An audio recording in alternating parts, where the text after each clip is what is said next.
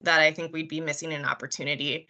And it seems like they are looking at McCall as a whole and what's beneficial for our city and our community. So, yeah, I think there are some additional conditions that we might be able to look at, but I think there's some bigger items to look at in the future as a county. So, yep. Tony?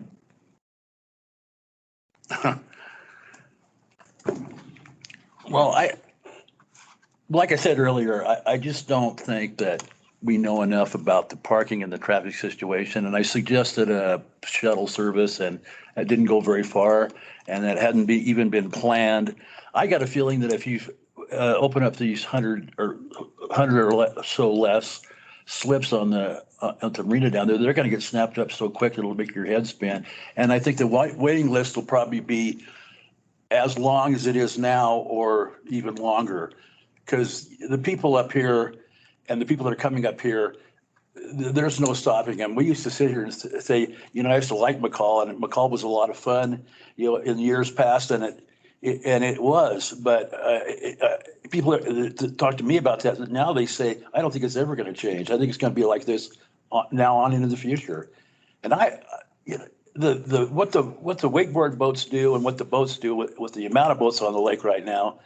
I mean, I live right on the lake, and I see what my beach looks like, and I see what it has in the past. And I've been living in the same house, not full time, but up here for 50 years, and I see the change of the people up here and the way things are done. And I think if we don't protect our marina and protect our lake and do it as forcefully as you possibly can, we're not going to have anything left. And we're all going to be looking at each other saying, well, gosh, maybe we should have got a little bit tougher on some of this stuff. I really don't think that if a person rides a bike down to the marina and goes out in their boat, I don't think people that ride bikes can afford a slip at the marina. And so consequently, why would we need more bike spaces down there? Because it isn't going to make that much difference.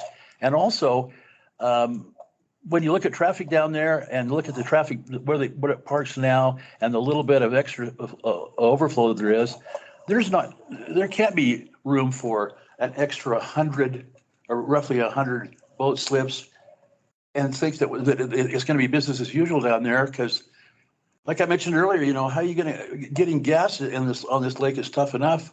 Maybe we need those people exiting the lake every day to go down to the local service stations and fill up their gas tanks, because of the fact that we've only got 2 pumps out at the marina.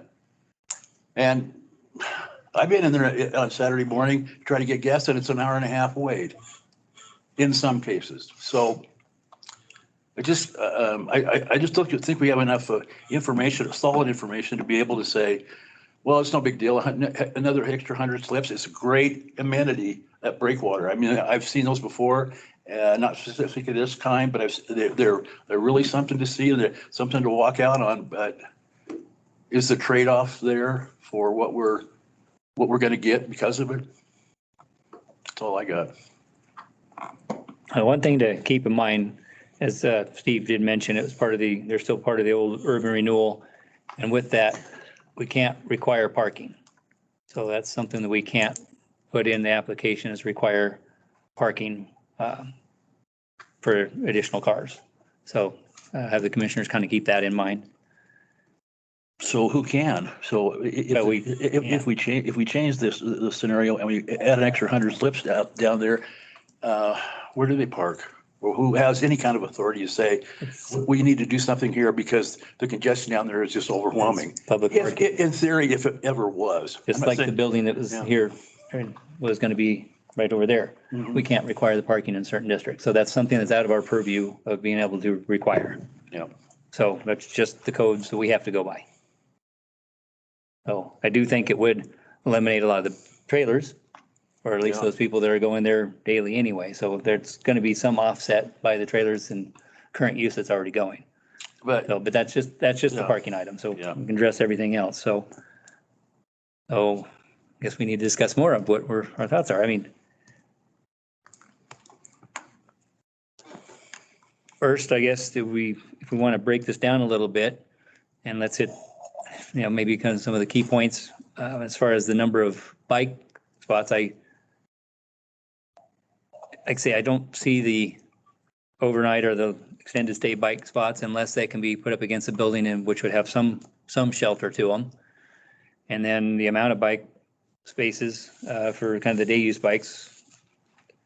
Is what is the city already have 25 for short term is what you're recommending or what your formula figured out, Brian? My recommendation is 1 per 10 slips of existing and proposed, which I think comes out to roughly 25. Roughly 20. 1 per 10 slips in the marina, you mean? Yeah. Okay. Can I ask Sam a question? Yeah. Sam, Oh, yes. do you use is there anything in those 2 big garage doors that would prevent employees that want to ride a bike from using that? My employees keep their bikes in there. Okay. But there are service bays for deliveries and. Okay. And That was my assumption. we have but I wanted standard to check. outboards that, we store in there, and things like that.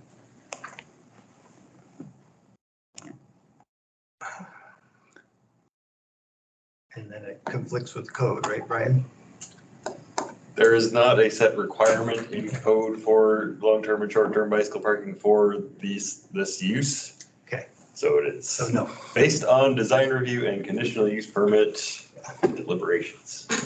I think 25 bike slips is a lot. A lot of people, I don't know, it just seems like a lot that would, I've never Utilize seen that. 25 bikes at one place and. that's exactly what I was going to say. It just, you don't, Maybe I I mean, just haven't looked around 10, enough. 15, But the reason you don't is because there's not facility for it. I Well, will even tell if- you at my restaurant, I see $3,000 electric bikes locked up to the sign that says, please go see the host. So I think that it is not, Brian's, So we're just Roughly. weren't there at the right time. Yeah, I can understand that. yeah, I mean, it's, I would agree with that. I mean, 25 bike slips honestly seems like not enough to me. If you're going to have almost 100 boat slips out there and 4 or 5 people go out on a boat together and they ride their bikes down there, and you got people at the restaurant, a family of 4 going there, like you add up to 25 really quickly. I just don't Can think it's you hard. reiterate how many of those 100 spots would be for the public use, those on the waiting list? all of them. All of them. It's all of them? yeah. Okay.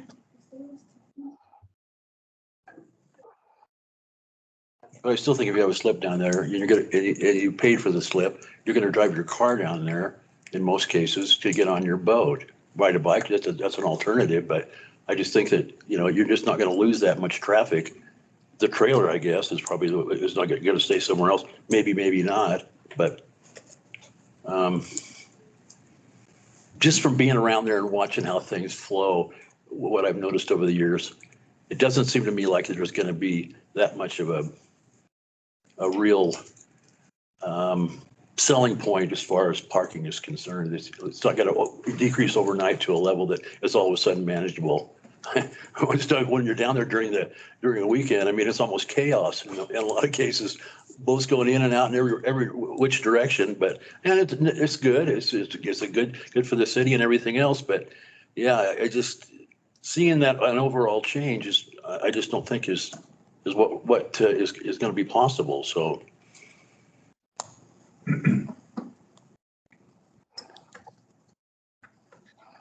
I appreciate that perspective, but I don't agree. I think that if you have a boat slip down there, I know I personally would ride a bicycle down there. I think, in my humble opinion. Okay, well, let's get to the bikes as far as where we can come, if we get this one at a time here. So would everybody be comfortable to say 25 bike slips at a combination of, if possible, some against the building, protected, the rest across the street, but a minimum of 25 slip, or 25, excuse me, not slips, 25 parking spots for bikes per Brian's recommendation? Yes. At least, yeah. So adjust condition 1 to 25 short term. 25 short term, yes. And if they choose to put up against the wall, I mean, that's, so say 25 short term, I think, to keep it simple and no long term. And then the next one would be the sidewalk versus billiards versus, cost or not cost, but contribution. I really think that, for one, to try to build it right now without the whole project going at once wouldn't make sense. I believe the cost and the public benefit of the boardwalk offsets the very small portion of sidewalk that would be there. And keep in mind, with the billiards, it's still a public walkway. As a matter of fact, it'd be protected better for the public, so cars would avoid parking there. So you're still gaining, or you're still keeping the public walkway. So that's not going away. It'll be more protected. Plus, I mean, it's pretty extensive cost for that boardwalk. So the bollards would only be in this front of the section that's the marina building. It's Yes, like the sidewalk, right? yes. Be careful about designing the project Well, on their behalf, because we need to be careful of like ADA and making sure there's no yeah. accessibility concerns. Just on the west side of the road then, right? Not a hazard created. So if you can frame the recommendation or the discussion or the condition in a broad enough way that it can meet necessary regulations, that would be greatly helpful. that staff and applicant work together on appropriate placement of bollards to avoid the parking issue. Something like that. Well, I think Meredith might be talking more about ADA access to the actual boardwalk. They're all like more. Yeah. It's all, Everything. all encompassing. Here. General. so I think kind of that as it together, that the staff would work with that, but I think basically in lieu of in lieu of the sidewalk requirement, the boardwalk far outweighs the value of a short section sidewalk. I agree, yeah. Plus having that short section either built now or even the funds being contributed to it, I think the boardwalk is far outweighs that. With the caveat, we wouldn't have that condition here, but just so the applicant is aware, any other potential use of the building would probably have a serious discussion with sidewalks at that point, I'm sure.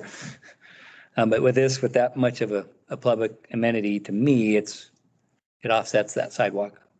And Mr. Chairman, you could do similarly what we did with Mr. Carey's application, where we utilized the coming month and we still draft conditions, but we use the month to work with the applicants to come up with like a workable solution after looking at all the codes applicable, like accessibility needs, like making sure cars don't back into bollards or maybe removable bollards or something that actually functions.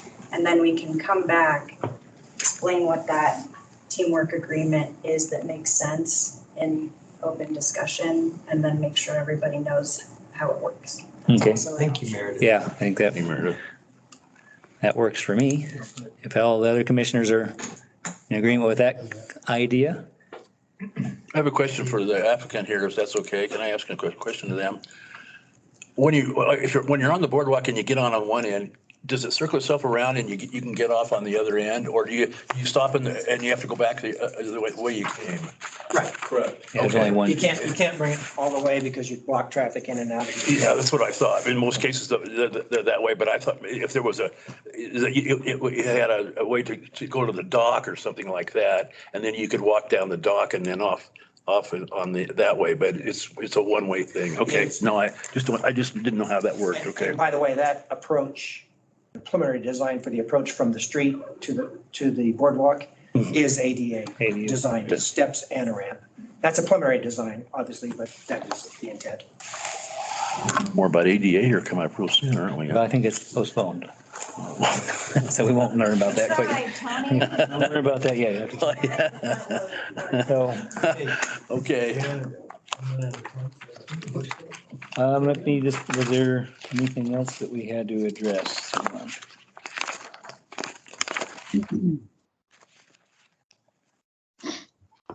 Got that. So is this, Yes, if you would like to, and is any other questions or discussion, commissioners? Otherwise, I think Dave is gonna attempt to. Meredith, is this a continuation then to get that? So Bill, correct me if my suggested additions are wrong, but you could direct staff to work with the applicants to come to some agreeable frontage improvements, and then have staff draft findings and conclusions consistent with those discussions and those that you've had this evening. Yeah, I mean, that sounds fine. And I, as I was listening to your previous comment, I thought that was appropriate. And so what I would suggest is, you know, I mean, we've closed the public hearing, so table the matter until the next meeting, at which point you will consider findings and conclusions that are prepared consistent with the deliberations that have occurred tonight. And, you know, Meredith, I think if we're getting support from staff or from the commission on sort of your recommended course of action, you know, the board then can, you know, consider what you come up with the applicant at the next meeting. And then if, you know, they agree, then they can approve it as a recommendation, or, you know, if not, then, you know, further direction.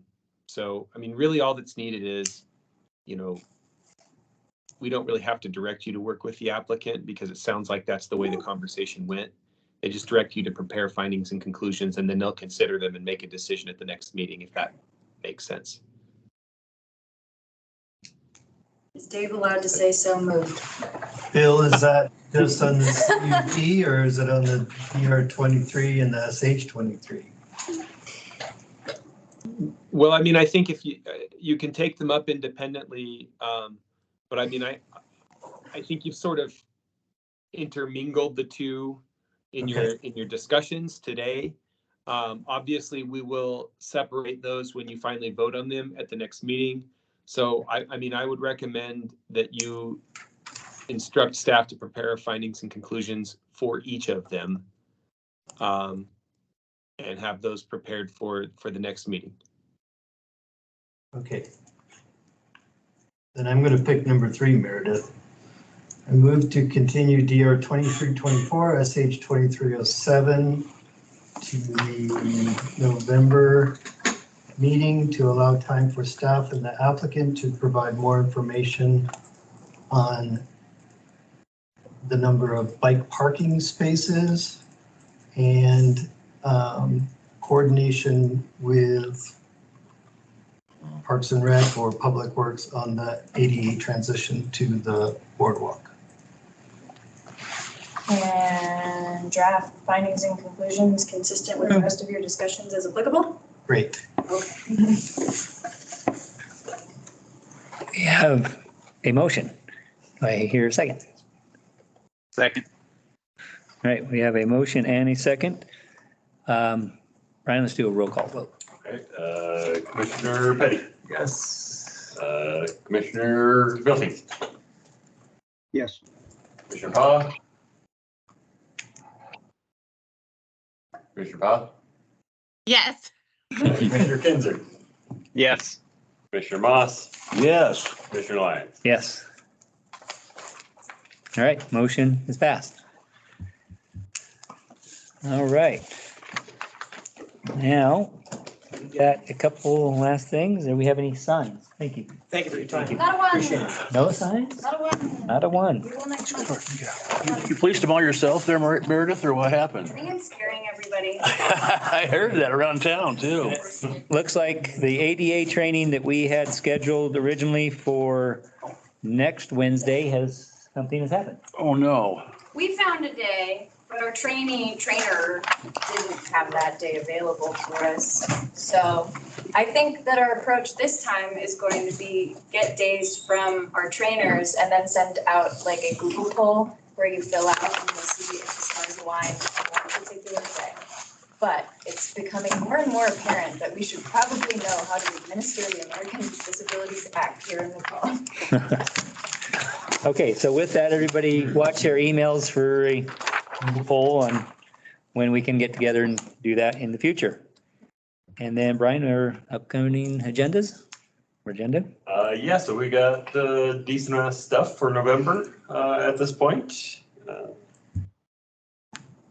And we'll also be getting your 2024 meeting calendar, hopefully, the November meeting, so you guys can be all excited about what you're gonna do For next year. first Tuesday of the month for the next year. Speaking of that, do we have any holidays that are gonna affect us coming up? We will make sure we know. Not for December and November first weeks. Not in 2023. Okay, yeah, we don't have anything. Well, January 2nd, we're probably not gonna look at that one. Yeah, I don't believe we will. We'll probably go to the 9th. I'm still waiting to get the official holiday calendar of when City Hall is closed from HR before I finalized it, but I think that was one that I had questions on when we were actually going to be open. Okay, but we'll know that in the coming things. Okay. All right. Well, I think that covers everything. I make a motion, we adjourn at 8:00. Second. All right, we have a motion and a second to adjourn. Everybody, all in favor? Aye. Aye. Aye. All right, we are adjourned. Thank you very much. Thank you.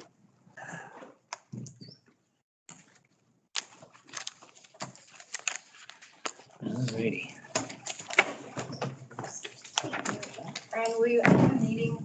Oh, yeah. Did not end the